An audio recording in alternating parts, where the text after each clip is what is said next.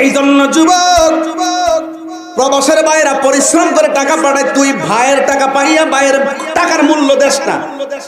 এ যুবক ও পরিবার, তোমার স্বামী বিদেশ থেকে টাকা রুজি করে, তারে একটা বার জিগাও কেমন কষ্ট করো।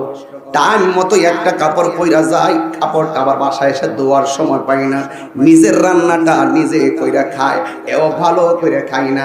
এই যে গত ঈদুল ফিতর গেছে, অনেক পোলাপান ঈদের দিন ঘরের মধ্যে ঘুমায়া থাকে, মায়ের কথা মনে হলে তার ঘুম আসে না, বোনের কথা মনে হলে তার ঘুম আসে না।